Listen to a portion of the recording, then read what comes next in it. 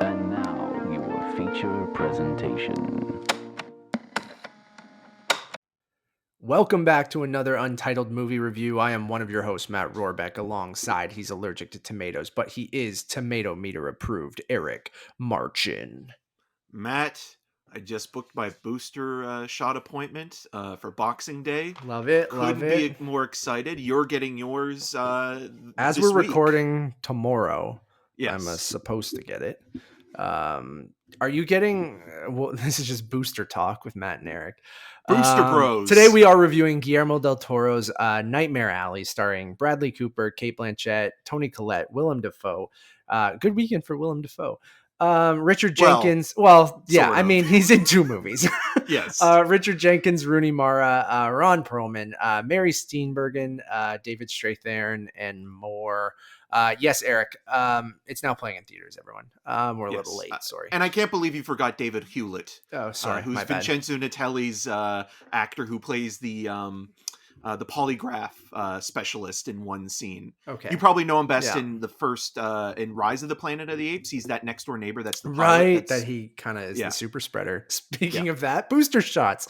Yeah, I'm supposed to get mine tomorrow. So I'm getting a little, mixed cocktail because the Moderna's in short supply. So I think I'm getting a Pfizer booster.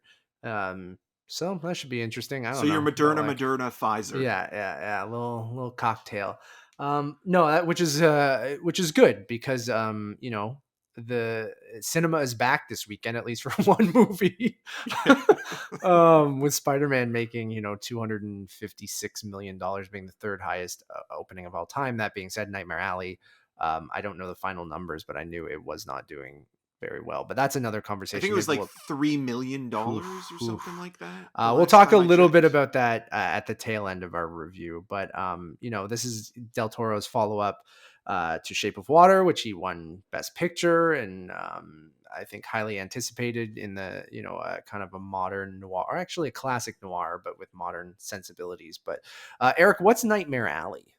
Yeah, so Nightmare Alley is based on William Lindsay Gresham's novel and was adapted in 1947. Also, sort of at the peak of film noir, and starred Tyrone Power.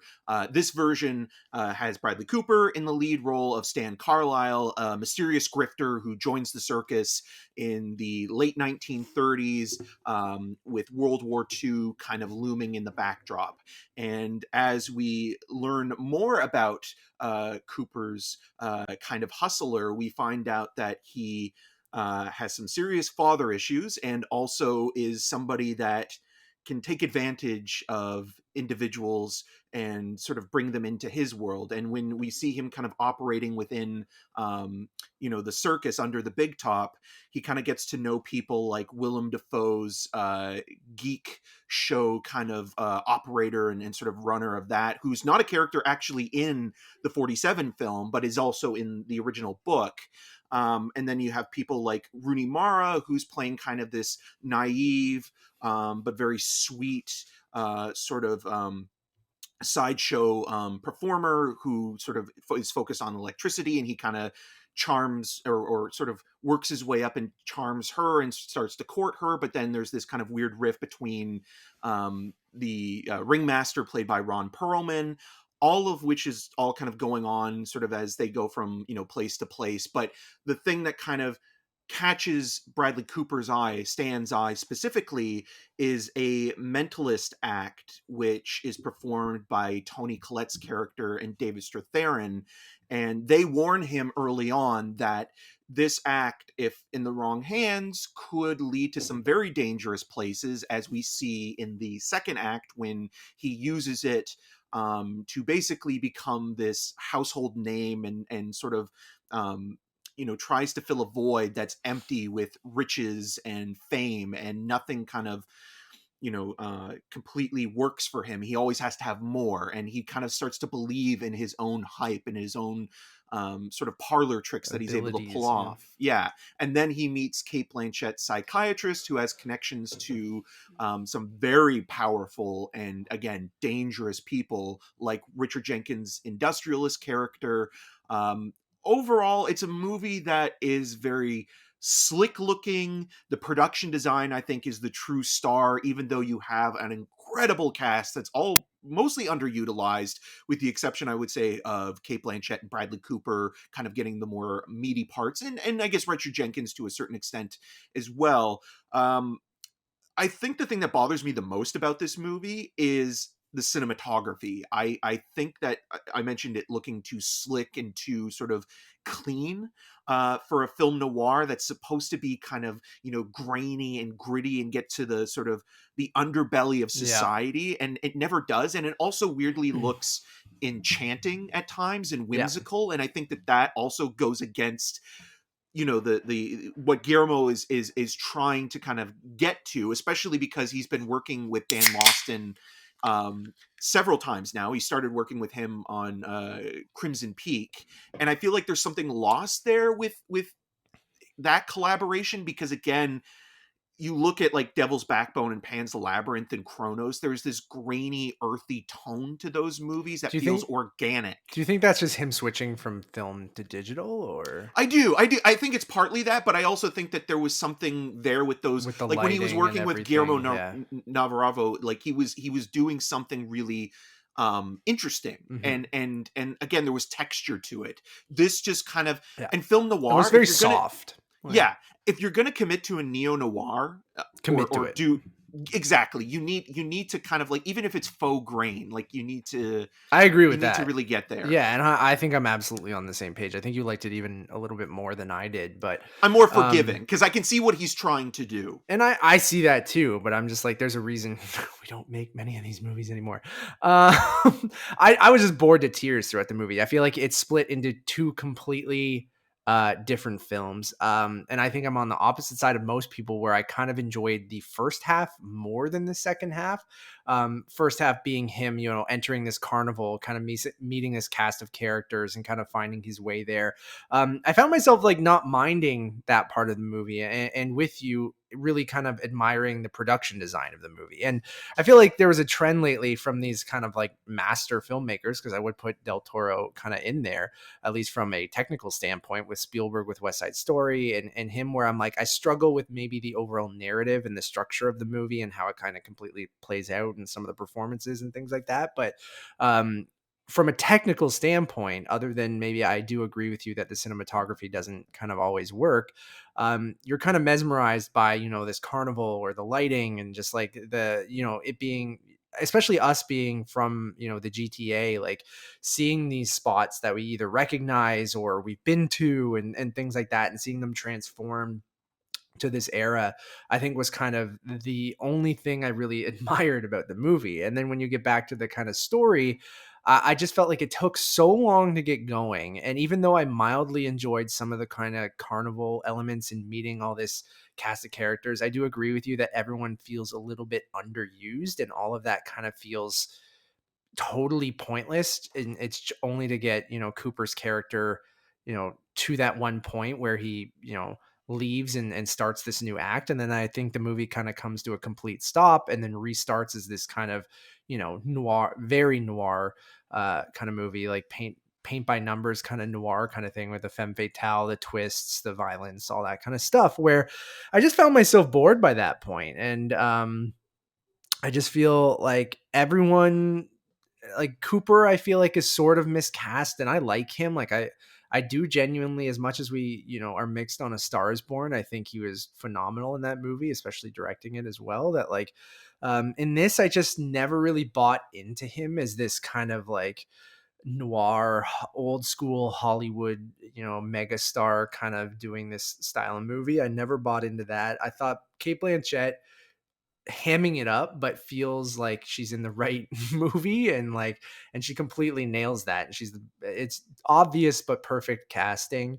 Yeah, and other than the production design, where I like, again, going back and you see the neon lighting and things like that, and the establishing shots, and like and some interesting visuals with like even the opening with the, I was intrigued by the mystery at the opening, and I like the visual of him with the body and setting the house on fire. And I thought it was really kind of a great setup, but I feel like then it just doesn't go anywhere for a good hour or so. And even though you're kind of like, oh, this is interesting, I'd like to know more about, these people at the carnival, you don't really get much other than what just serves Bradley Cooper's story. And yeah, I think by the end of it, I just didn't care.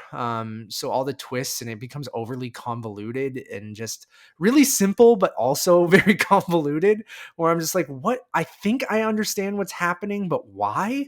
Like, why are these people doing it? Or why is he acting this way? And like, um, it was just a complete and utter disappointment for me, because I really do love The Shape of Water. And I've never been a huge uh, Guillermo fan. Like, I think he's a wonderful guy, and another guy I cheer for. But I find myself, especially with his English language stuff, like always kind of falling flat. Like, and I feel like I almost feel the same way, where I'm like, okay, from a technical standpoint, I think he's really good at what he does, but the stories he chooses to tell and how they're executed, I feel like are either messy or uninteresting, or don't completely fit the tone, where, he does include a lot of fantastical elements in his other movies. And then this one kind of makes you believe that there might be an element of that, but then it plays it pretty straight as noir.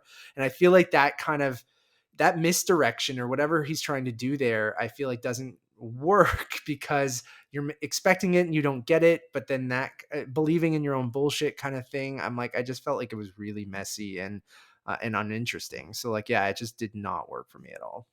Yeah, you could say that he is showing some restraint here because there is no actual supernatural element, even though, to your Sure. point, it's being hinted at. And I was thinking that's where the difference was going to be in this adaptation, that they were like Actually him going to have and one. Kim Morgan, who co-wrote the script with him and or adapted it, and is also a former film critic and now his partner in life as well. So I was thinking, oh, are they going to do like a Clive Barker Lords of Illusion kind of thing, where like they go into like the supernatural element? And in some ways, I mean, I have to applaud Guillermo for showing some restraint there, but it's still so self-indulgent at times. And I like him a lot as a filmmaker. He's just one of those guys that kind of like, he has a sensibility that I think, is not for everybody, but if you're into kind of the gothic aesthetic of what he's kind of interested in, and sort Mm-hmm. of the sometimes Cronenbergian stuff with the body horror, or just like the idea of like, man turning into beast, and sort of like the in between of those two things, I think you're always going to appreciate that. Like, even with something as silly as Pacific Rim is, I find that movie is a very sincere, tribute to kaiju Yeah. films. And when you're watching this, there's a sense of there's just a sense of pedigree and prestige, that it's like, look at all these amazing people we were able to assemble for this film. Originally, Leonardo DiCaprio was supposed to be cast in the lead role, and he dropped out. And I think partly it was to do with, he kind of already did this role better in Shutter Island, which is the movie that this film wants to be. And again, I'm nodding my where head yes for audio where listeners. where this movie ends, it's like, you kind of know where this is going as soon as we're Yeah. introduced to one certain Yes. sort of sideshow presentation. But even if you haven't seen the original movie or read the book, Which I have you not. you kind of know where you're going. Absolutely do. And when you get to that moment, it is a good moment in terms of like, okay, like a Full wraparound sort circle. of full Yeah. circle scene. But because you're not emotionally invested or interested in the character, it doesn't work. And even though Cooper is trying, it just doesn't come together. And it's also weird when, like, in the first half of the movie, they keep calling him like a young, guy and stuff like that. And Bradley Cooper's like, I think in his 40s. And Yeah. it's strange. It's So just like, because maybe everyone else is older that's around him, but I not. guess, I mean, Willem Dafoe specifically, and like there's this whole, like, he has this amazing kind of reprehensible conversation about how you get a geek, and like I In a think that's diner, actually a yeah. really good scene, and like they're I agree. eating steak and eggs and stuff like that. But yeah, That's I when they kept talk thinking to about the titular Nightmare Alley. yeah, but I just kept thinking to myself, how amazing Shutter Island is and Yeah, how I underrated agree. that movie is. And we should also give, in terms of production design, Tamara Deverell, who is the production designer. There's one scene specifically where the geek in the circus escapes, and Cooper's character goes into this fun house, Mhm. and you see this kind of giant head that opens, and he kind of goes through it, and Through. it's like this Yeah. swirl, but it's like the water dripping over Yes, this it's really head. cool. That's There are cool it's moments so like that. beautifully Yeah. made, but it just doesn't come together. It Yeah. just kind of feels like a style and exercise and self-indulgence, and to the point where, like, even Cate Blanchett, who has a beautiful, deliciously diabolic Yeah. line reading, her last line of the film, I also thought of her where, like, she also did another movie that's kind of similar to this. That's this weird exercise that didn't work whatsoever. It's actually worse than this movie, which is Steven Soderbergh's The Good German, which was Yep. also kind of like a film noir kind Yeah. of take on Trying like to Casablanca trying to and make a recreating that. exactly. But Soderbergh, I think, was more like, He even though committed that to it, movie, I think, a bit more than Del yeah, but it Toro still does. doesn't work. It still doesn't work. Where this, like, I think this is a better movie just in terms of like an Yeah, amazing sure. cast, amazing Yeah. production design. This is something that, They like, I both think have Tim their Burton faults, but would they're in want to different do. places. Yeah. Yeah, and then also like casting people like Rooney Mara and Cate Blanchett, who were in Carol, and then Yeah. Mary Steenburgen and I Richard couldn't. Jenkins, who were in Thank Step you for. I Brother. was gonna bring it up, but dude, if you put Mary Steenburgen and Richard Jenkins in the same movie, I'm thinking of Step Brothers, and that's not what I. And I know they're both great actors, like, and they're both great together separately. I'm fine with them being in the same movie, but it's just like the placement of it was really jarring to me because you get and that whole subplot with Mary Steenburgen. I'm just like, why is this here? I'm like, I was so confused and disinterested at that point where I'm like, where that whole thing ties itself up or has a resolution. I'm just like, what? And maybe I'm just dumb. I'm like, I gotta It's like, it's basically it to just, show yeah, how Cooper's sort of yes, powers is are very affecting people. harmful, Yes, right? yeah, like it's Yeah. not harmless. These things that he's tricking people that he can do or whatever. Um, but if you put them in the same movie, all I'm thinking of is Step Brothers. And then on top of that, this is a little inside baseball for Eric and I, but Del Toro shoots a lot of his movies in the greater Toronto area. And a good chunk of this movie takes place at Parkwood Estate, which is in Oshawa, Ontario, Canada, which is, where I was born and grew up. Eric is from Whitby, which is right beside Oshawa.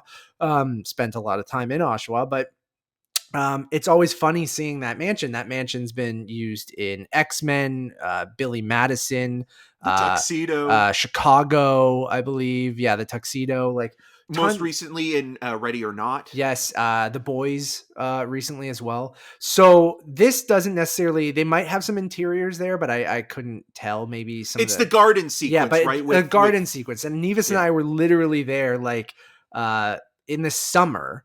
So probably after they shot this movie, but like it was just almost jarring and distracting. But that was what was most fun about watching this movie, is being like, oh shit, I was just there. Oh, they have a restaurant back there, or Nevis has a photo right in front of that thing where Bradley Cooper's trying to unlock the gate, or things like that. So like, it was just interesting, and it's my most liked Letterboxd review of all time because I just wrote like, "Do you think Bradley Cooper liked being in Oshawa?" Because like Well, it it seems always like more jarred. people Like, are coming out there, yeah, because you had Viggo Mortensen, shooting stuff in Uxbridge. yeah, There was the one sequence in Enemy that was shot just on the highway coming into Durham, into Oshawa. It's, and again, this cast is so amazing. Like, you have people like Clifton Collins yeah. Jr., Who's in Holt like one scene? McElhaney, Jim Beaver. Like, these, it's such an embarrassment of riches Tim that it's Blake Nelson. so wasted.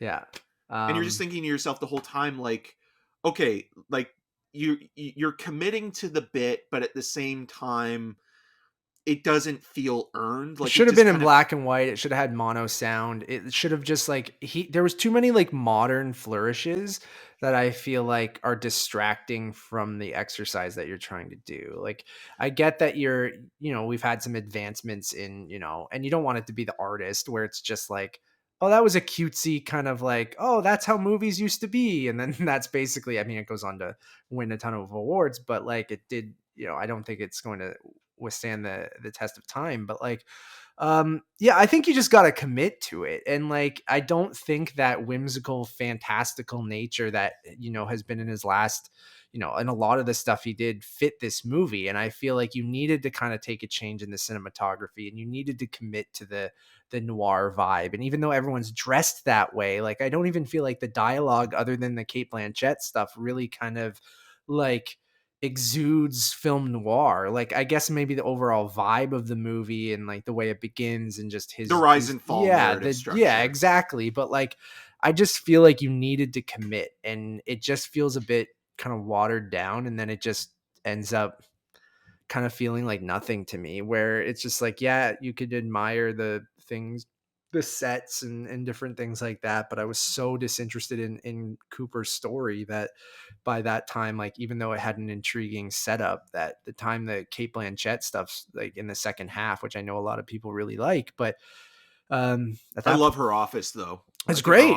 Again, the production that's what I'm looking at. Yeah. I'm not looking at anything else. Or you don't care what she's doing. And even when she ultimately, like, whatever happens is happening, I'm just like, wait, what? Like, it just feels convoluted, but you're like, okay, why does he have this obsession with just more money? And like, well, again, it's making the point, and it's hitting you over the head that this guy can't fill this void. He's hollow from the inside out, that there's nothing that will, complete him as a person, that everything that you could give him, that he could ever want, that he could ever desire, he still wants more. It's about the thrill of getting away with the con. And that's the whole point of this character. And again, like, you're supposed to, that's very simple. But then what I'm saying is the execution feels convoluted.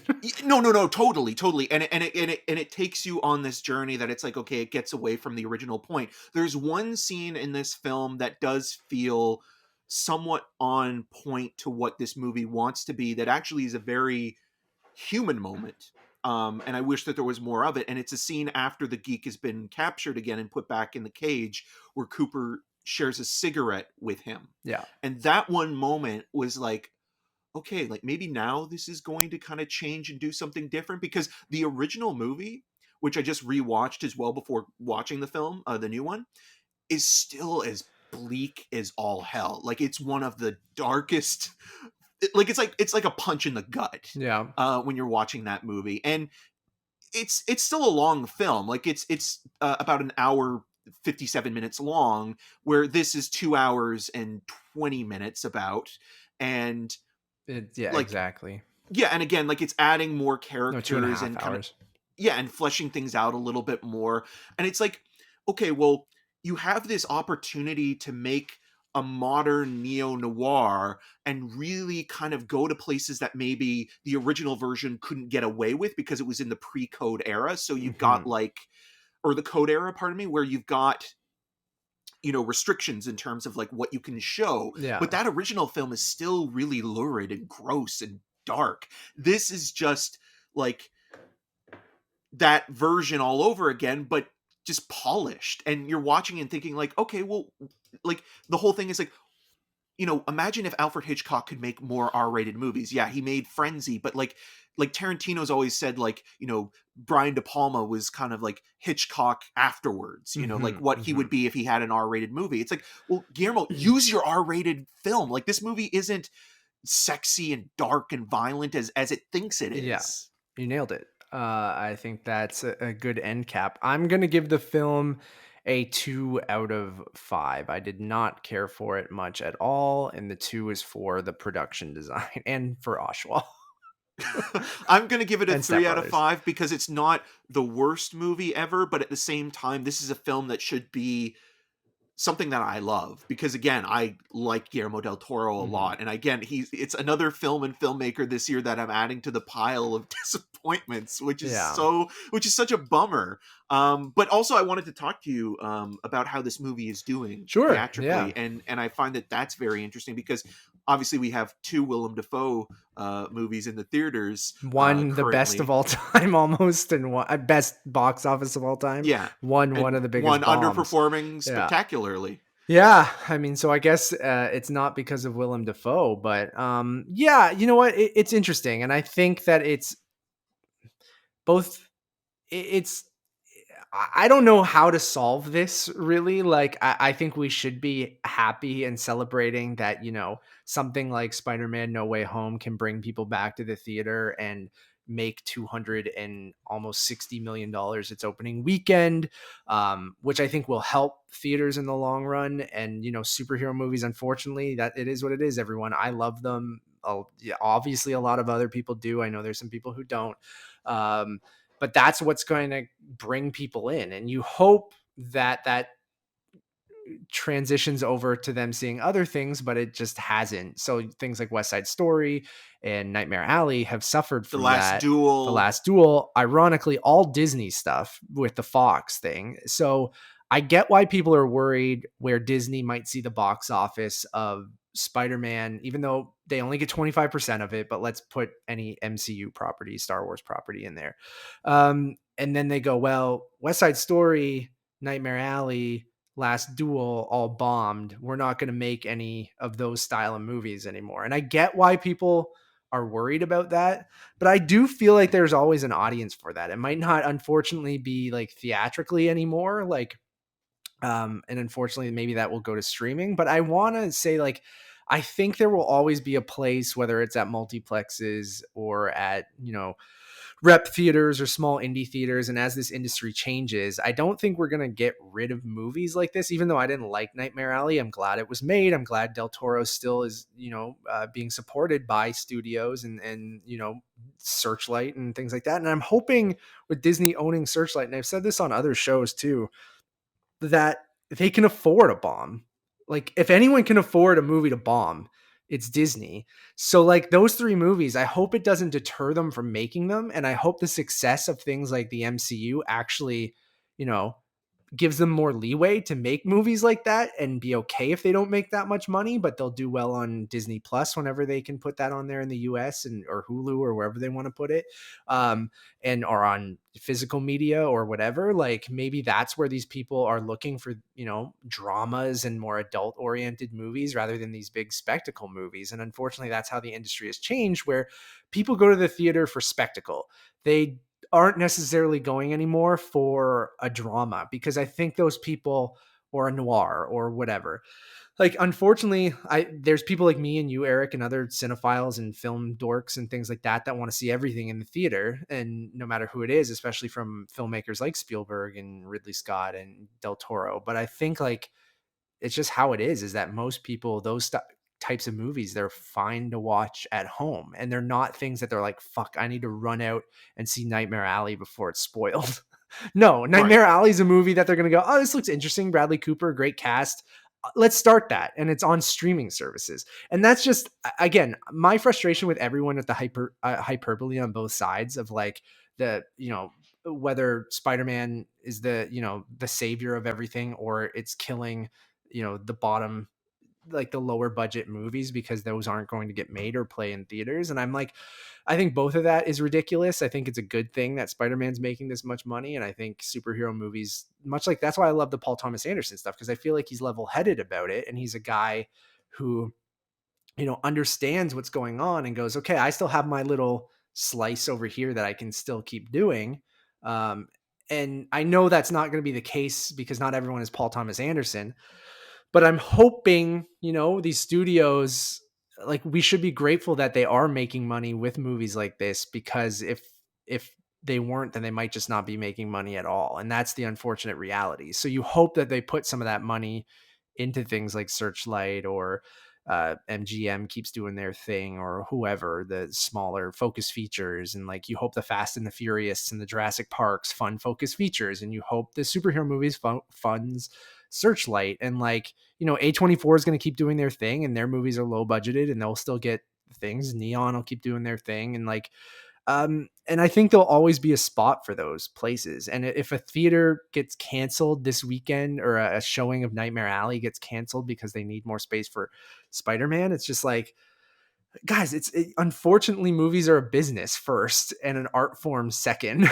Like, that's just the reality of things, where if the theater needs to, especially because they haven't made money for the last 2 fucking years, that if they need to cancel Nightmare Alley because there's 12 people buying per showtime, but Spider-Man's going to get them 500. It's like, of course they're going to cancel it. Just, I'm sorry, either find somewhere else that didn't cancel the show, or you're going to have to wait until Spider-Man slows down a bit, and then they'll open up other theaters, and maybe it'll be playing there, or maybe it'll come to streaming in 45 days or something like that. Like, I think there will, I don't know if you agree or disagree, but I feel like there's always going to be a spot for these movies. It's just going to change, and maybe multiplexes and the big chains and whatever's going to happen. Like, that's why I'd be fine with Disney buying a theater chain, because then just fucking play Disney movies. And then these other movies will go to theaters where people want to go see them, and they'll thrive there. And like, I know it's harder and harder with everything to run like a rep theater or single screen theater and things like that. But,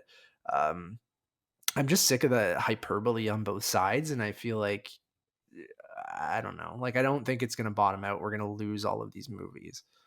No, especially because if you have, I mean, yeah, The Last Duel, Nightmare Alley, West Side Story were films that were kind of in production before the Fox Disney merger. So they're kind of, and The Kingsman as well are all movies that were, kind of the leftovers before, that merger Were happened. they? So they were, yeah, All a of lot them? of them.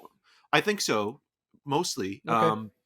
Because West Side's been in production for Yeah. quite some time. I guess and- everything, the pandemic just messes up my brain, because I'm like, the Disney thing I felt like it went through so long ago, right? That these would have been. But Guillermo won the Oscar for Shape of Water in 2017, and I think Searchlight and him were working on Nightmare Alley or whatever he wanted to do next. Right. They were like, okay, we'll take it. And then with West Side, Spielberg's been working on that for a very, very long time, to the point of, Kyle's calling me as we're doing this, so I apologize because I've got my new Apple Watch and it's kind of distracting. Yeah. So he'd been working on that for a while. The Kingsman had been in development forever. I know that. Yeah, it's been delayed a bunch of times. And The Last Duel was something where, like, I think it was like right around that period Ridley Scott was being pitched at by Matt Damon, and because of The Martian doing so well, they wanted to go back to Fox. Yeah. So these are the movies that are kind of like the last of, Fox before it became Disney, or now is a part of Disney. So it'll be interesting to see, in the future, if I'm right what is or not. what is greenlit. I think that there will be room for both. The only thing I have ever had a problem with is the option. I think the option should be there. I think that, for every screening of Spider-Man, there should be a screening for a couple of indie movies or a couple of films that are smaller budgeted. But to your point, I think that why do they owe that to us though? No, they don't. Yeah. But I'm saying I like the option because of I course. like having choice. I agree with that. It's like digital and film. You have the option to do both. More people now are choosing digital instead of film because it's cheaper, it's more practical to use, but at least the option is there. I do agree with you though that I think a lot of these movies will have a second life on VOD. That's why you're seeing streamers like Netflix and Apple TV Plus kind of pick these kind of mid-tier budgeted dramas, because they know they wouldn't make money in towards theaters anyway, so why not put them on streaming right away? Exactly. And for that, you have to, take that into consideration. I don't think it's the death of those movies, but the other thing that we haven't talked about is that, as we're recording this, the Omicron variant is kind of circling. So, like, a lot of people aren't going to want to go out and see everything. They're going to be very choosy, and obviously risk it for one Dafoe, but not the other Dafoe. Yes, one Dafoe and one DeFriend. Yeah. And no one else in between. And with that, you have to kind of consider, like, yeah, Spider-Man's going to be the pick because it's this huge movie that has 20 years worth of cinematic material to reference, but then on top of that, it's such a huge IP. Like, it's understandable. Nobody wants to see, a revisionist take of Nightmare Alley. I mean, it should have been released in February or March. That's a great point. Like, Shutter Island was a movie that got kind of like, was supposed to be an awards film, but then got pushed into the next year, but did better because of that. And even though it didn't get any awards nominations, it's still a great movie. Yeah, and this You might know? get awards nominations, and that'll help it for VOD and things like that. But I agree with you that it's weird. The choice from Disney is weird to put it out at the same day as Spider-Man, knowing that they have a 25% stake in Spider-Man as well. And then it's kind of like, and then having Kingsman the next week, I'll be very intrigued because the Kingsman movies we talked about, and you guys can check out a review of the Kingsman as well. And we won't double this conversation. We'll just review that movie. But it'll be interesting to see how that performs because, you know, it is more franchise filmmaking, but that franchise I always feel has been like, even before the Disney takeover, has always been like it does well, but like not super well. So I'd be No. curious to see, like, especially it being a World War One kind of origin story. It's less crazy than the other ones. It's a little bit more grounded. It's, I don't know. Like, it'll be interesting to see what the reception is, and B, if it bombs as well. Because, like, I guess if you have 4 bombs in a row from 20th Century Fox, like, I don't know, but Yeah, and also I think the thing that's also worth mentioning in for the Kingsman is that you look at the release dates for those movies as well. The first one was released in February. It was Mhm. early, like the winter, like the first quarter. And again, there was The other nothing one else was really October or September. September, and that's a dead zone as well usually. So I think they did better because of that. But because this is being released at the end of December, again, A it's week been after delayed. Spider-Man. Yeah, It's not going to do that well. I It know. really isn't. It'll find an audience on streaming. It has a built-in fan base because it's established Yeah. already, but it's not going to be the film that people go out to see, even with a great cast and it being a fun action adventure movie. Yeah, it'll be interesting, but we'll see. We'll talk about this more on the Untitled Movie Podcast as we do kind of our last kind of end of year episodes as we wrap up 2021 and look to 2022, because Eric and I will be putting together our most anticipated films of 2022. We will be looking back at our most anticipated films of 2021 and ranking those, as well as doing our best of list. So that might be in one episode, it might be in a couple episodes. But those are I think 109 and 110 you might have before the end of the year. Maybe just one of those. We'll figure that out. But thank you all for listening. If you like this, we have a bunch of other reviews that you guys can check out, whether it's right now or very, very soon. Just keep an eye on this channel, Untitled Movie Reviews, both on YouTube and podcast services. So we'll have reviews for Red Rocket, the aforementioned The Kingsmen, being the Ricardos, Licorice Pizza, Benedetta, Tragedy of Macbeth, Lost Daughter. We're going to try to do Matrix Resurrections. It just depends on when we see that. The Tender Bar, Serrano, and I'm just going to commit to it now, and more. One-stop shop for everything. Just head over to Letterboxd, Untitled_movies. That's where all of our YouTube links, all of our audio links, all of our reviews, star ratings, other things, go check that out. And as always, my name is Matt Rohrbeck. You can find more of my work around the internet, but mostly at untitledmoviepodcast.com. You can follow me on all those social medias at Matt Rohrbeck. And I'm Eric March, and you can find more of my video reviews on rogerstv.com/cinemascene and on the social medias at EM6211.